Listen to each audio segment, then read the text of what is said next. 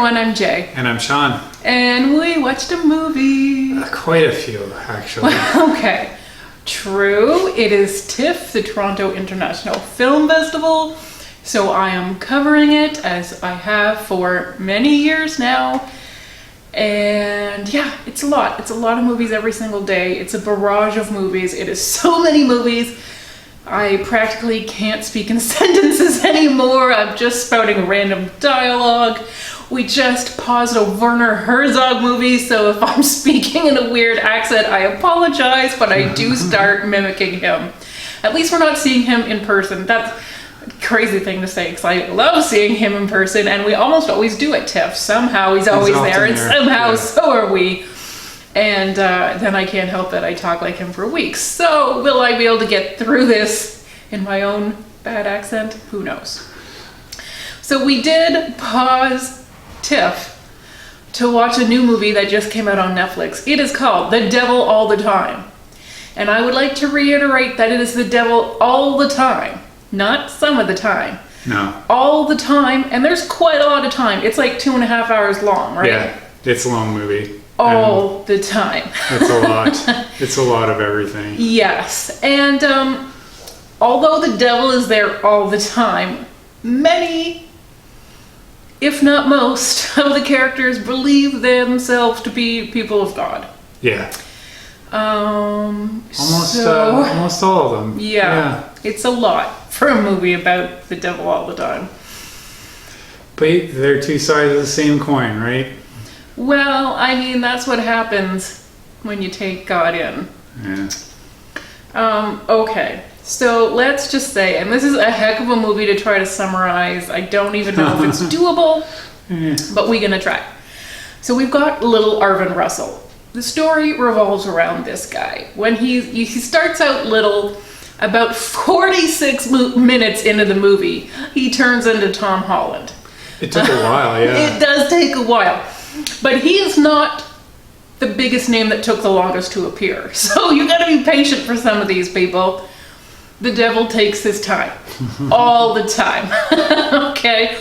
So this little boy, Arvin Russell, growing up with his dad, Willard, and his mom, Charlotte, and his mom is sick, and his dad is a soldier who saw some stuff at war and has a hard time letting go of it.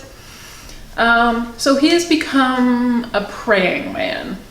He's got a praying log out back, and he and little Arvin, who gets sucked along, go back out there to pray. And there is definitely a wrong way to pray, and Arvin seems to do it all the time and get... Yeah, it's don't pray quietly. Or silently, or to yourself. You have to shout at God. Sure. How else is he going to hear you? Yeah, well, I think...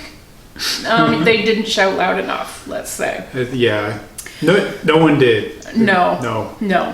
Not loudly enough to save the mother. No. So let me just say, at this point, Arvin is not played by Tom Holland. He is still a little boy. That would have been good, though, even than Spider-Man. Yes. If they de-aged him. Yeah. And did like a Hobbit thing with him where he's like everyone else is on boxes. Oh God, settle yourself, John. You're going crazy. So his dad, Willard, is played by Bill Skarsgård. His mother, Charlotte, is played by Haley Bennett. Their praying couldn't save her. And it didn't even try to save the dad. Stuff goes down, and little Arvin Russell gets sent to live with his grandmother. Yeah, is it his grandma? It's his grandmother. Okay, that's right. And there he discovers he has a stepsister, Lenora, who will eventually be played by Eliza Scanlen when Tom Holland starts playing Arvin.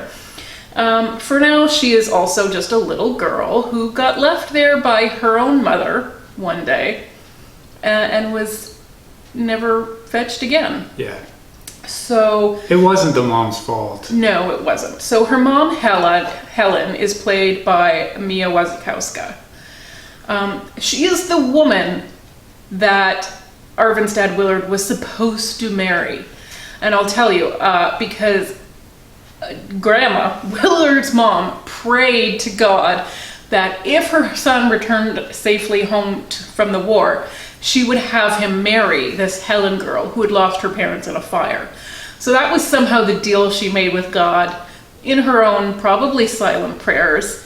And they weren't that interested in each other. And so she has always felt like maybe her not making good on this deal would lead to something bad happening. Now, I don't really know why God would take such a deal. There's really nothing in it for him. Yeah. But anyways, Grandma has felt responsible. But don't you worry. Helen found her own man to marry, Roy. And Roy, what do you even call what he does? Preaching? I suppose. He's like a guest preacher, you know. Evangelical. Yes, goes from church to church, town to town, with his special presentation, letting people know how he found God and God cured his arachnophobia. It's a miracle. That's right. So there's a live demonstration of this at every revival. So Roy is played by Harry Melling, who, just looking at that kid, you know he's trouble. Yeah, you do. Oh boy, he's trouble. He's got one of those faces. Yes. So eventually their daughter Leonora gets dropped off at Arvin's grandma's house, who to them is just a neighbor, a kindly lady. And Roy meets up with Carl and Sandy. Carl and Sandy like to take dirty pictures, and so they trawl the highways looking for hitchhikers, and they found Roy in just this way and convinced him to take some naughty pictures with them. Now, Carl is played by Jason Clarke, and Sandy is played by Riley Keough, and Sandy's brother, the sheriff, Lee Bodecker, is played by Sebastian Stan. So, little Arvin Russell, he's grown up to the point of Tom Holland. Lenora has grown up to the point of Eliza Scanlen. A new pastor in town by the name of Pastor Teagarden, played by Robert Pattinson, who turned out to be kind of a jerk, but he's a super self-righteous and God-righteous kind of jerk, so... Yeah. But yeah, he's a real meanie. He's mean to Grandma, so that's how you know he's a bad man. Yeah. Makes her cry, guys. Yeah. Robert Pattinson makes her cry. And then he does a lot worse than that. Yeah. So anyways, somehow, even though this is just a really sleepy, like, rural town in Ohio, and there's nothing happening here, except for somehow little Arvin Russell, now played by Tom Holland, will somehow come into contact with all of these people. The first time he meets the sheriff is helping him after his parents are gone. And then we finish off with those two now that Arvin is an adult. So he kind of comes full circle between a sleepy town in Ohio, a sleepy town in West Virginia, and back again. And meets up with the same guy. So in that way, it is strange how they can continue to evolve, and yet somehow, no matter how far you go, you end up in the same place. Yeah, you can't escape these small towns. No. So Sean, yeah, how did you like this movie? Please tell us. It's a lot. It's a lot to deal with. I found it interesting. It's how all the pieces come together is, I think, fairly satisfying. Okay. It takes a long time to get there, and there's a lot of bad stuff that's going to happen along the way. Like, a lot of bad stuff. It's true. Like, these people, I guess, do some work. They must do something in the bedroom because there are lots of babies popping out. But other than that, they either pray or they're violent. Yeah. Like, it's really... they don't have a lot of time for else. No. They're not even making moonshine. They don't have enough time to do that because they're involved in even worse stuff. It is pretty crazy how much they can fit in. Yeah. So I enjoyed it, but it was a hard one to enjoy. Yes. I mean, it's not like a super happy fun movie. No. You don't enjoy it in that traditional sense. Director Antonio Campos is definitely making some statements, but he does let the camera linger. He lets scenes have lots of drawn out quiet time. The characters are reflecting. I think we're meant to be reflecting. I'm just trying to remember what I was thinking about when we turned the Werner Herzog off. There's a lot to sort of digest, but the violence is fairly unrelenting. Yeah. It's not an action movie. It almost reminded me of like No Country for Old Men or something, just in that sort of That's gritty. a good comparison. Yeah, bleak. Yes. But like the action is not, there's no real passion to it. It's really, sometimes and it's a lot of it happens methodical, off screen. Yeah, and a lot of it happens on screen. Well, yes. We did see quite a bit of blood. Yeah.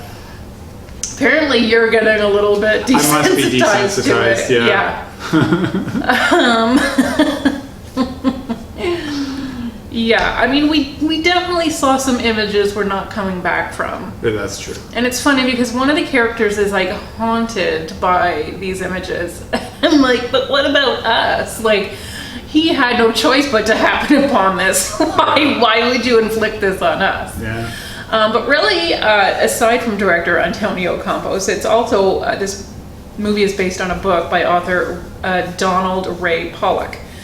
He is actually narrating the movie, which is an interesting device, I thought, because just pay attention to what he's narrating. It's really kind of, you very rarely seen this kind of narrating be done. It's true. almost like at a spoiler level. It kind of is, but I feel like it was good to set that stage. It set the tone for the movie very well. It warns you a little bit, and then you're still not prepared for what really happens. No. But at least you've had a warning. Yeah. It's funny because some ominous things do happen, and we're both like, "Oh, this is gonna be bad." But I was like, "Well, wait a minute. The narrator didn't tell us it was gonna be bad, and then it wasn't bad." So, really, you can kind of rely on this guy for the most part. That's true. He is a fairly reliable narrator. Yes. Well, he wrote the book. Yeah. He should be. He knows how it's going to turn out. It is a tough one to watch. Yeah. It's a bit slow, I suppose, and I don't even mean boring slow or there's not enough to it, but just its pace is kind of leisurely. Obviously, it's 2.5 hours long. We do meet an awful lot of characters. We do.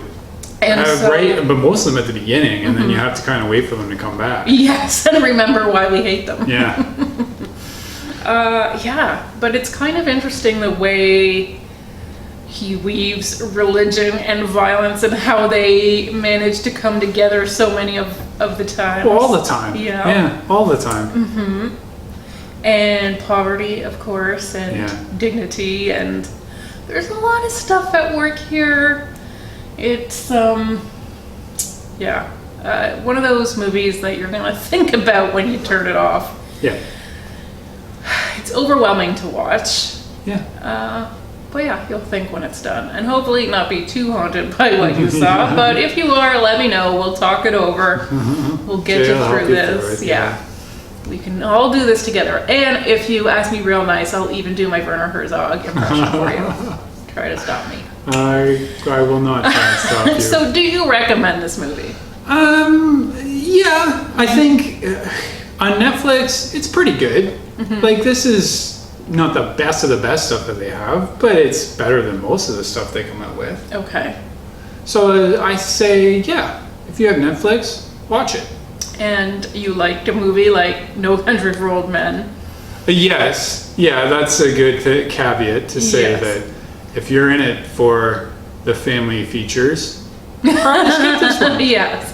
It's not flashy, it's not action-oriented, despite the heavy-handed violence at times. Yeah. Expect grit. Yeah. And lots of creeps. And lots of creeps, sure. For sure. Lots of creeps. If only Spider-Man had burst in. Even Winter Soldier, I guess we would have taken him. Yeah, but Tom Holland did a pretty good job here. This is maybe like him before he has his superpowers.